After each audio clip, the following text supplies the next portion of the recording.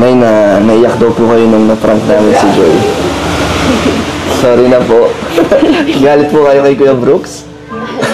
Grabe, magdamag ako, hindi na nakakatulog. Yan na talaga ako nang... Bakit na, akala niyo po totoo na ganun po? Ano ko pa lang, hindi na ako nanood, nagparaiyak na ako, pati yung bunso ko, ginising ko talaga. Bakit po? Anong... Sabi ko, hindi mo si ate mo, kawawa naman talaga. Wala. Ito talaga yung nararamdaman ko. Natakot talaga ako nung gabi na yun kasi Bakit po, Nay? Wala doon sa sabi ko sa inyo. Pag kasi masama ang loob, nawawalan ba siya ng malay? Kayo nang itinatatakot ko. Sabi ko, Diyos ko po. Sabi ko, sana naman huwag mangyari sa anak ko. Diba? Sabi ko, ito na yata yung sasama na maibian loob ng anak ko. Sabi ko, paano kaya kung mawalan ko ng malay? Ano kayong gagawin nila? Pag yung bang masama yung loob niya na hindi siya nakakaiyak, kaya naano ko siya lang lumuha na siya. Sabi ko, ay wala na, kaya na yan ang anak ko. Nawawalan ko ng malay pag yung bang masama ang loob niya. Kaya yun ang inisip ko nung gabi na yun. Kaya sabi ko, pero nung nakita ko siya na lumuha na siya, parang kumalma na ako. Sabi ko, nakaiyak na yung anak ko, okay na yun. Kasi dinadanas niya kasi yun na pag inaaway ito ng mga kapatid niya, hindi talaga siya nasagot, hindi siya nalaban. Iyak lang siya, luha lang siya. Tapos namamalaya namin yan, na siya, yung matitigas na siya, hindi na siya makahinga. Kaya yun ang inisip ko nung gabi na yung hindi na ako nakatulog. Pero nung makita ko siya na umiyak, nakalma naman ako. Sorry na at ganun yung naging epekto po sa inyo ng prank. Pero hindi naman po namin hinaya kasi na rin po kami kay Joy. Naiyak na po kaya... Nung may nag-chat na nagdunog yung cellphone, sabi ko, ay Diyos ko po, ano na kayo nangyari kay Joy?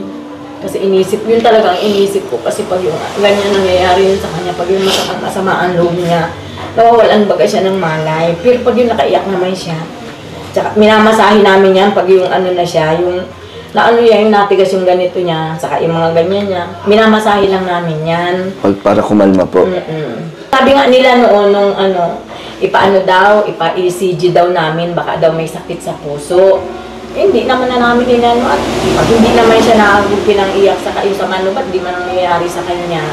Simula bata po, may gano'n. Oo, elementary siya, elementary. So tuwing lang po, masama ang loob niya pag Pero pag nakakaiyak siya, nakawala na siya.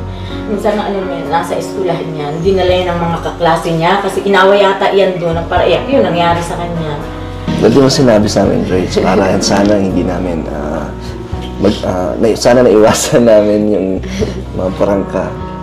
Kaya pag yung kahit sa mga talagang pinapaalalahanan ko yan, huwag ka nang magbabasahan, sabi ko, kaya mo yun. Iyak talaga kung magdamag din ako nakakatulog. Huwag daw siyang paiinumin yan sa amin, na huwag paiinumin ng tubig pag yung nagsisikip ang dibdib niya kasi baka daw mahirinan. Ano pong gagawin lang? Wala, minamasahe namin yan, masahe lang. Joy, hindi na maulit yun. Hindi ka na namin papayakin. Nakakatakot po pala, okay lang naman yan pag yung nakakaiyak siya. Okay lang pag yung... Pero pag siguro yung kinikim-kim niya ba yung niya, yun. Sabi ko, Diyos ko po.